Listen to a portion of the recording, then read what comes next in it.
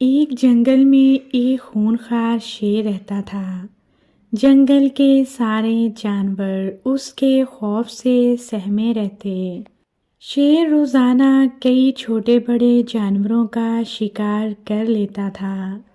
جنگل کے جانوروں نے کئی بار شیر کے خلاف آپس میں مشورہ کیا اور خالہ بلی کے ذریعے سے شیر تک اپنے جذبات پہنچائے، مگر شیر طاقت کے نشے میں کوئی تجویز یا درخواست قبول نہ کرتا۔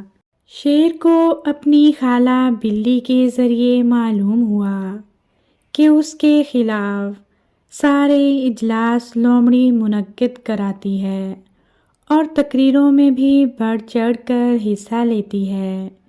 لومڑی کی چالاکیاں تو مشہور ہیں، مگر اس معاملے میں وہ بہت مخلص تھی۔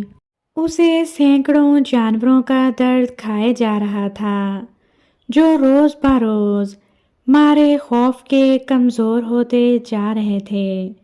شیر نے لومڑی کو خوب ڈانٹا اور آئندہ محتاط رہنے کا حکم دیا۔ لومڑی پہلے ہی دوسرے جانوروں کی وجہ سے شیر کے خلاف تحریک چلانے کا ارادہ رکھتی تھی۔ اب چونکہ شیر نے اس کی بے عزتی کی تھی، اس لیے اس نے غم و غصے کا اظہار کرنے کی خاطر جنگل کے سارے جانوروں کی کانفرنس طلب کی۔ جلسہ گاہ جانوروں سے کھچا کھچ بھری ہوئی تھی۔ لومڑی نے سارے مہمانوں کو اعتماد میں لے کر ایک تجویز پیش کی، جس کو سب نے خوشی خوشی منظور کر لیا۔ اب کیا تھا، شیر صاحب کے خلاف سوچی گئی ترکیب پر عمل کرنے کے لیے سب جانوروں نے ایڑی چوٹی کا زور لگانے کا فیصلہ کیا۔ شیر کو اس ہنگامی اجلاس کی کانوں کان خبر نہ ہوئی، کیونکہ اجلاس کے روز شیر کی خالہ بلی کو نہیں بلایا گیا تھا۔ کچھ دنوں کے بعد منصوبے پر کام شروع کر دیا۔ سب جانوروں نے مل کر ایک گہرا گڑھا کھودا۔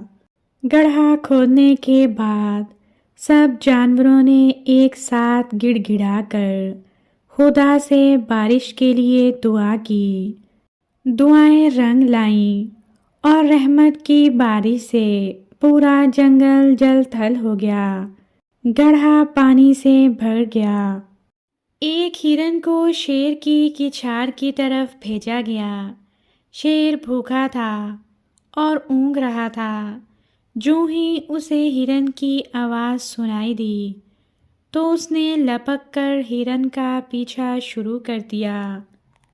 ہرن سوچے سمجھے منصوبے کے تحت گڑھے کی جانب دوڑ پڑا۔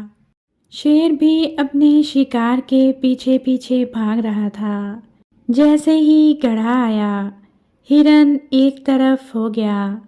شیر تیز رفتار ہونے کی وجہ سے سنبھل نہ سکا اور گڑھے میں جا گرا۔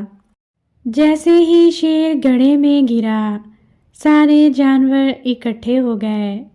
گڑھے کے ارد گرد جشن کا سماں تھا۔ جنگل کا بادشاہ ڈبکیاں کھانے لگا۔ شیر نے سب جانوروں سے معافی مانگی اور آئندہ مار دھاڑ نہ کرنے کا وعدہ کیا۔ سب جانوروں کو شیر پر رحم آ گیا اور انہوں نے شیر کو معاف کر دیا۔ لومڑی نے بلی کی ضمانت پر شیر کو گڑھے سے نکالنے کا بندوبست کیا۔ جیسے ہی شیر باہر آیا، اس نے سب کا شکریہ ادا کیا اور آئندہ ظلم و ستم سے توبہ کر لی۔